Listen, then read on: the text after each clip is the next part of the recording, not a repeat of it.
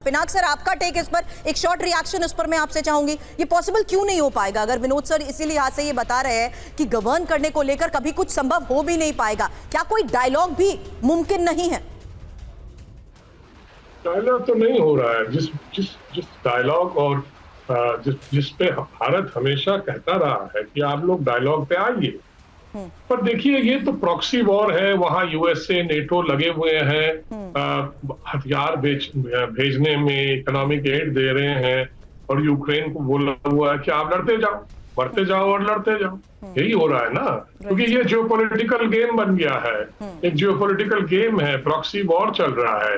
इसीलिए आप देख रहे हैं कि रूस भी ईरान को हेल्प कर रहा है, उधर नॉर्थ कोरिया रूस के उस मतलब मदद में आ रहा है। तो ये एक जो बन रहा है, ये एक दो ब्लॉक्स बन रहे हैं बेसिकली, और वो बन गए हैं। और उधर तुर्की को इसीलिए मना कर दिया है क्योंकि तुर्की नेटो का मेंबर है, उसको ट्रस्ट नहीं कर सकते। मतलब जो रशिया, उनको कैसे ट्रस्ट कर? तो इसीलिए ये हो रहा है। उधर हुती को भी वो हेल्प कर रहे हैं किसी तरह से, सैटेलाइट डेटा वगैरह जो दे रहे हैं। तो ये एक प्रॉक्सी वॉर वो भी चला रहे हैं, और इधर अमेरिका तो चला ही रहा है, ओपनली कहता है प्रॉक्सी वॉर। हम रूस को नीचा दिखाना चाहते हैं, हम रूस को खत्म करना चाहते हैं, हम पुतिन को मतलब उसका नाक जमीन पर रगड़ना चाहते हैं। ये सब बातें कर रहे हैं ना।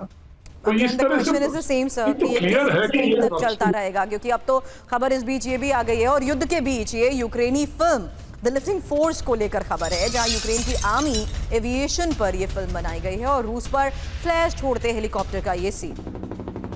फिल्म में यूक्रेनी सैन्य पायलट्स का हौसला बढ़ाया गया, यूक्रेन के सैन्य अभियानों को भी दिखाया गया है।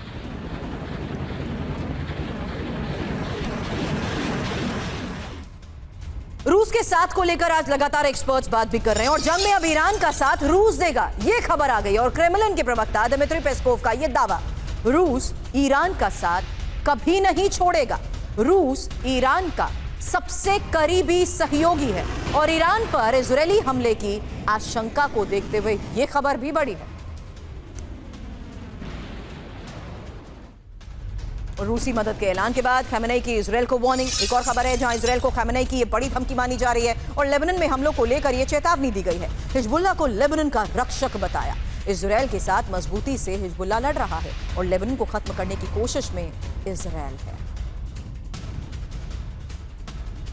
अब अमेरिकी थाड पर ईरान का बड़ा दावा, जहां ईरानी मिसाइल के सामने बेअसर है थाड। खैबर शेखिन 2 के सामने बेअसर थाड को लेकर खबर है, जहां अमेरिका ने इजरायल को थाड सिस्टम दिया है, लेकिन अब खबर सामने आ रही है कि ईरानी मिसाइल के आगे ये थाड सिस्टम भी बेअसर है। खैबर शेखिन 2 के सामने बेअसर थाड को लेकर ये खबर आई है। वहीं क्रेमलिन प्रवक्ता पेस्कोव की तरफ से भी दावा ये किया जा रहा है कि रूस ईरान का साथ कभी नहीं छोड़ेगा। वहीं हिजबुल्लाह किस तरीके से इस युद्ध के हालात में इजरायल के साथ मजबूती से लड़ रहा है, उसको लेकर भी किए गए हैं दावे।